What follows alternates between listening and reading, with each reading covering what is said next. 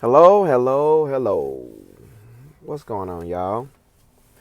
I had an experience with a police officer yesterday, and I want to tell you guys about it. I'll wait a few more seconds to allow people time to plug in, log on. But it was very interesting. Police encounter lasted about, probably about 45 minutes yesterday. So, so on yesterday, I'm gonna try to do this under 3 minutes if I can here. So yesterday, I had took me and Miss Culpepper's project to the muffler shop, and you'll see it up there pictured in the screen, and then I'm gonna show you a video of it in a second, right? So when I left the muffler shop and was heading home, my truck died on me, right?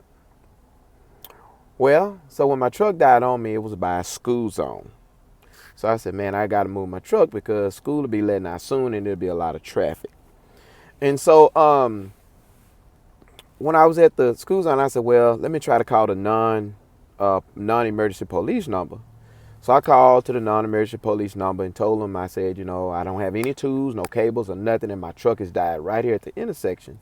If you all have an officer close by that can probably come help me, that'd be great. So the guy was real kind on the phone. He said, yep, we got an officer that's very close to you, and he's on the way. And so before we even got off the phone, I saw the officer coming.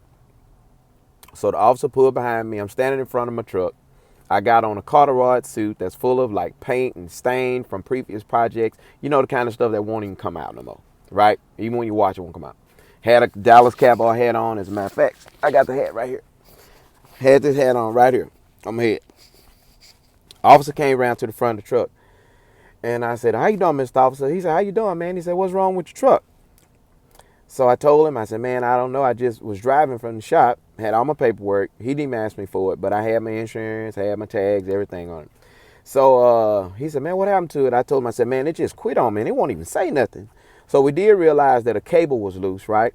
But but that wasn't, it was, the battery was still dead. The truck would just click. So anyway, the officer, he was like, man, what's wrong with it? He didn't have his hand on his gun. He didn't have his hand on nothing. His approach was absolutely awesome, right? So we sitting there, we're talking, and I'm already 2 minutes into this. So I'm gonna try to speed it up. So instead of him saying, hey man, you're gonna have to call somebody, or we're gonna have to move this vehicle, he said, let me make a phone call. So he calls back into dispatch, and they must have a record service that they deal with. And he said, hey, can you send him over here and bring the jump box and this kind of stuff? So I was like, cool. So then he's standing there just visiting with me. We talking about the truck. He liked it, this, that, and the third. And so, matter of fact, let me show y'all a video of the truck right now. Check it out.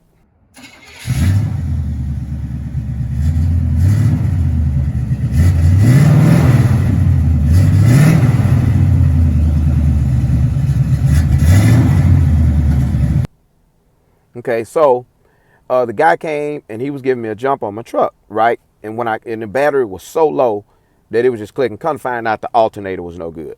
So anyway, so we stayed there for a second, and I tried it, and my truck can't crunk up. And the officer said, go ahead and go. Keep it live, keep it going. Try to get home, because I had told him about where I lived at, which was about 2 miles away. So then I goes down, and I get to a four-way stop sign, and there's a car that was just sitting there. They must have been on the phone or something. So then when they left, I hit the gas, right? And because I got a light cam in my truck, it kind of went dead again. I said, man. So then I'm like, now, man, I don't want to call the non-emergency number no more. They already came out to help me one time. 45 seconds later, who I see? The police officer. So he comes around the corner. He said, man, I just wanted to kind of trail back just to make sure you made it home. Check out what this officer did. He pulled over. He said, you got any cables at home? I said, I think I do. He said, come on, I'll take you. I sit in the front seat, which is the picture you see of the front seat. He didn't argue. He didn't say, look, man, I'm tired of messing with you. Nothing.